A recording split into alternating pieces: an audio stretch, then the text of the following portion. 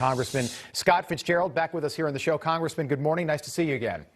Good morning, Rob. Good to see you again. Good to see you. Not only are people pouring across the border every day, that's what we hear about every day on the news when you read an article about the crisis, but it's the thousands of pounds of drugs that are coming across every day. That makes every single state in America a border state, and it happens quickly. I know you were just down there at the border, but how bad has this problem gotten?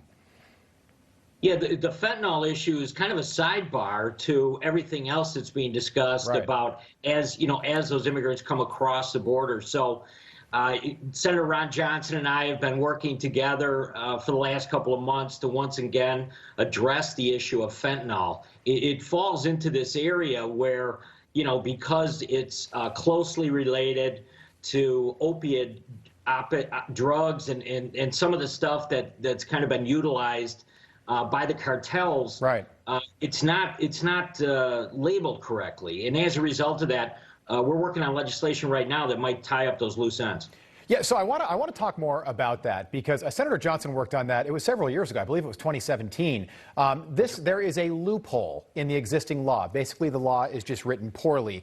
And this, by the way, this is something that I would hope would be bipartisan. But basically, this would be the first step in stopping this problem, stopping the crisis. How important is that?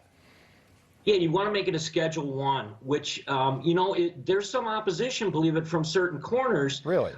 Because it's related to the opiates. And, obviously there's many issues. And in Wisconsin, when I was in the state legislature, we worked on this issue, passed multiple bills related to the opiate crisis.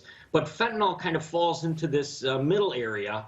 And as a result of that, I think at the federal level, it's become even more important to kind of hit it directly and say, no, this should be a Schedule 1 narcotic. And as long as it's labeled that way, it's going to be very clear for law enforcement who have been asking for this for many years, saying, this has to be addressed. Yeah, and why would a Wisconsin congressman care so passionately about this? Well, your state, Wisconsin, has been hit especially hard by this opioid crisis. I don't think most Americans have any idea how quickly drugs can go from crossing the border illegally to crossing main streets in towns across the country. It can happen in less than a day. Oh, absolutely. I mean, if you look at kind of the pattern, it makes its way, and let's go back one step further. I mean, a lot of this stuff is originating from China. It makes its way to Mexico. It comes across the border, and then it makes it into cities like Denver, where it's distributed nationwide, the entire West.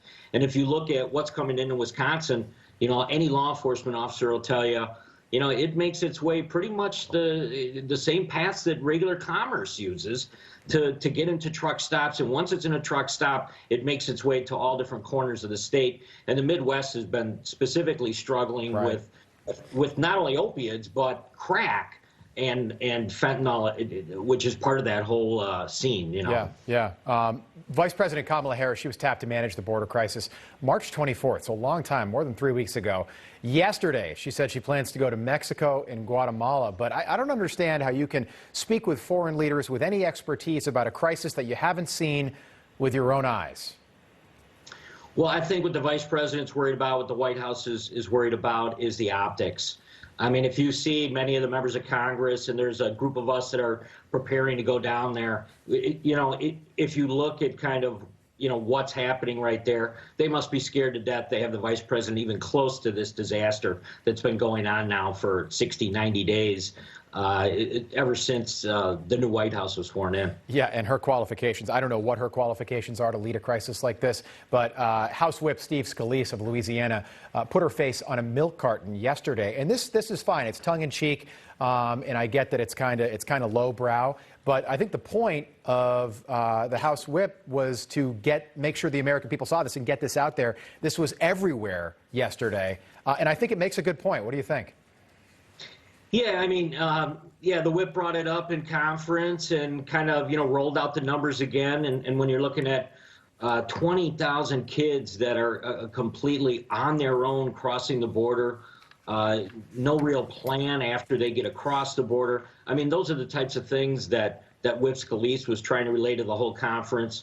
And I think there's 70-some members that have been down there already. There's a couple more groups that are going to be down there in April and May, I think first and foremost, the one thing we have to continue to focus on is when you're looking at the numbers of individuals that have to be handled down there, and news stories emerging from members who are saying they're seeing, 737s full of immigrants with manila folders under their arms with certain destinations throughout the whole country.